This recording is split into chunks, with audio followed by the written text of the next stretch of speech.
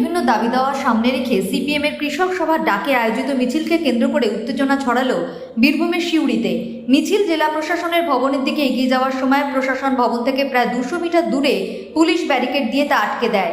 এরপরই পুলিশের সঙ্গে বিক্ষোভকারীদের ধস্তাধস্তি শুরু হয় বলে জানা গিয়েছে। কৃষক সভার কর্মী সমর্থকদের অভিযোগ, তাদের দাবিগুলো নিয়ে জেলা প্রশাসনের কাছে স্মারকলিপি দেওয়ার জন্য এই মিছিলের আয়োজন করা হয়েছিল। নির্দিষ্ট কর্মসূচি অনুযায়ী মিছিলটি জেলা প্রশাসন ভবনের দিকে এগিয়ে যাওয়ার সময় পুলিশ বাধা দেয়। বিক্ষোভকারীরা পুলিশের ব্যারিকেড সরিয়ে সামনে এগিয়ে যাওয়ার চেষ্টা করলে পরিস্থিতি উত্তপ্ত হয়ে ওঠে। ঘটনাস্থলে আগে থেকেই মোতায়েন ছিল বিশাল পুলিশ বাহিনী। ব্যারিকেড ঘিরে পুলিশ ও বিক্ষোভকারীদের মধ্যে টানাপোড়েন শুরু হয়। পরিস্থিতি নিয়ন্ত্রণে রাখতে পুলিশ মিছিলকারীদের নির্দিষ্ট জায়গার মধ্যে আটকে রাখার চেষ্টা করে।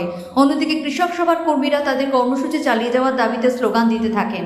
অভিযোগ, একসময় বিক্ষোভকারীদের একাংশ পুলিশের ব্যারিকেড ভেঙে জেলা প্রশাসন ভবনের দিকে এগিয়ে যাওয়ার চেষ্টা করেন। এরপর পুলিশ বেশ কয়েকজন সিপিএম নেতা কর্মীকে আটক করে বলে জানা গিয়েছে। ঘটনাকে কেন্দ্র করে জেলা প্রশাসন ভবন সংলগ্ন এলাকায় ব্যাপক উত্তেজনা সৃষ্টি হয়।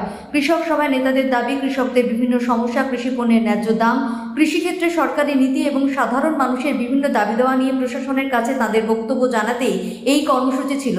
তাদের অভিযোগ, শান্তিপূর্ণভাবে স্মারকলিপি দিতে যাওয়ার পথেও পুলিশ বাধা দিয়েছে। অন্যদিকে প্রশাসনের তরফে পরিস্থিতি যাতে নিয়ন্ত্রণের বাইরে না যায় সেই কারণেই মিছিলকে নির্দিষ্ট দূরত্বে আটকে দেওয়া হয় বলে জানা গিয়েছে। জেলা প্রশাসন ভবন চত্বরে যাতে কোনো অপ্রীতিকর পরিস্থিতি তৈরি না হয় সেদিকেও নজর রাখা হয়। মিছিল ঘিরে উত্তেজনার জেরে সিউড়ি শহরের ওই এলাকায় কিছু সময়ের মধ্যে যান চলাচলেও প্রভাব পড়ে। ঘটনাস্থলে পুলিশের নজরদারি বাড়ানো হয়েছে। আটক সিপিএম নেতাকর্মীদের পরবর্তী সময়ে কী পদক্ষেপ করা হবে তা নিয়ে রাজনৈতিক মহলে চর্চা শুরু হয়েছে।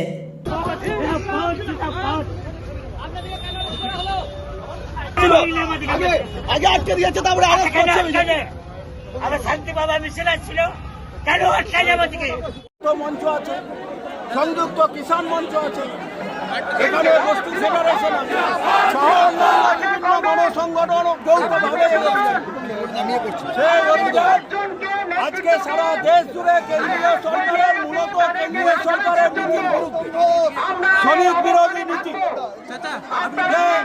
লেবার কোড ওরা চালু করছে, সেই লেবার কোড প্রত্যাহারের দাবিতে এবং